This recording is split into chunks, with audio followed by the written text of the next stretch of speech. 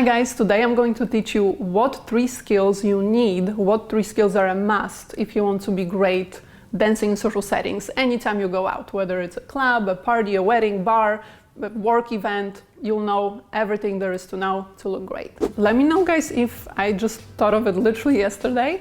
I'm thinking about doing a live free class. Let me know if you would be interested in something like this. I don't have the details yet. I just know it would be perhaps on Zoom, where I'm teaching you live and you can ask questions, and it's just maybe easier to learn than just watching a tutorial. So if you're interested, I'm going to include a link below. You can leave your email below there, and once I have all the details, I'll let you know everything and we'll be able to learn live. That's kind of cool. It might be obvious, but if you don't have the dance skills, at least the fundamental dance skills, no matter what you're doing on the dance floor, it will show that you cannot dance. And a common complaint from beginners that I get a lot is, I don't know any moves, or I don't know the moves. And then they go and learn the movements thinking that that's enough to dance, but it's not. And without the skills, they won't know how to use the movements, they won't know how to make them look good on them. The movements, that's not enough. Today I'm going to explain what skills you need to be able to dance in social settings. Number 1, rhythm. The definition of dance that I found is to move rhythmically to the music. To move rhythmically means that you are matching the movements to certain components of the song.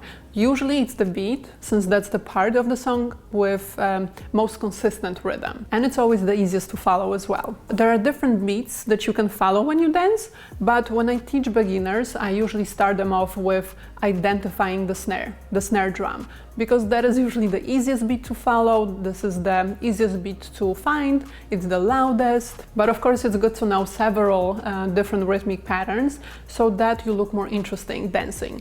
If you only dance following one, you're just moving to the beat, to the main one, to the snare, and you dance like that for several songs, it's not going to look interesting. You're going to look stuck, like you don't know what to do. But sometimes when I watch people dance to the music, they look like they don't even hear it. It's all random. It's not a good look, ever. It's like they're dancing without the music standing in their way. That's not good. Number 2 is body control and coordination, which means having the ability to control your body movements and being in control of what you're doing, moving different body parts, and making sure that your movements are not too big, not too exaggerated.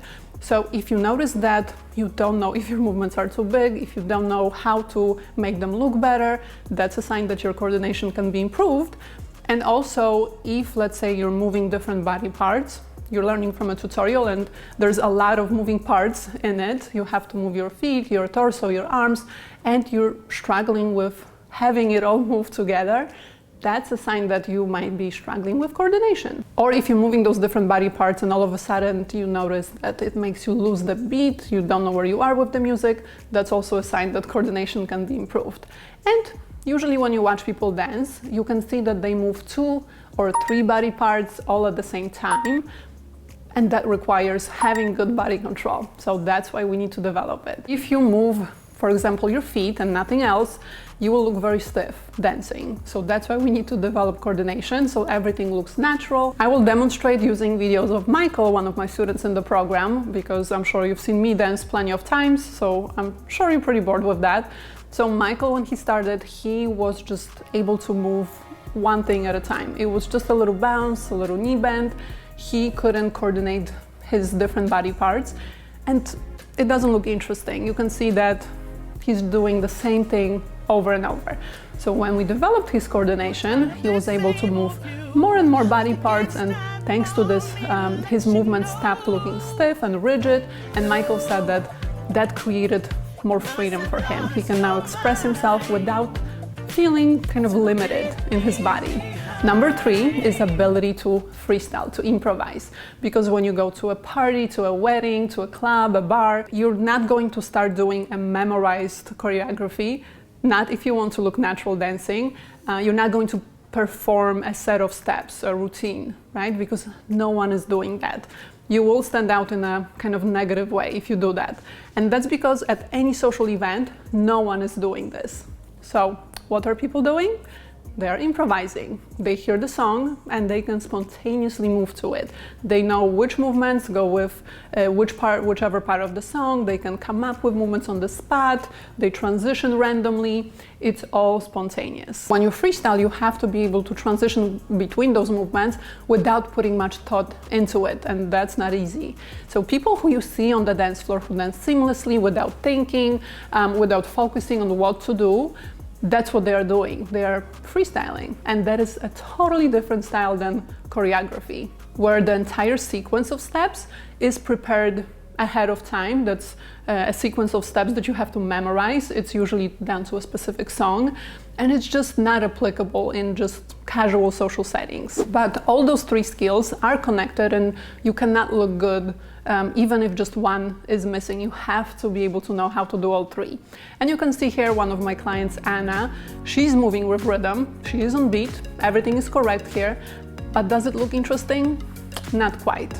So you wouldn't do that for the entire song, right? And here you can see Anna after 8 weeks in the program, moving not only with rhythm, but she's able to coordinate different body parts together with ease, all at the same time. She has a variety of movements, and she's able to smoothly connect them on the spot. She's able to smoothly transition between these moves. So these three skills are a must for being able to dance comfortably in social settings. And even that's not all. There's more. Let me know if you guys want me to create part 2.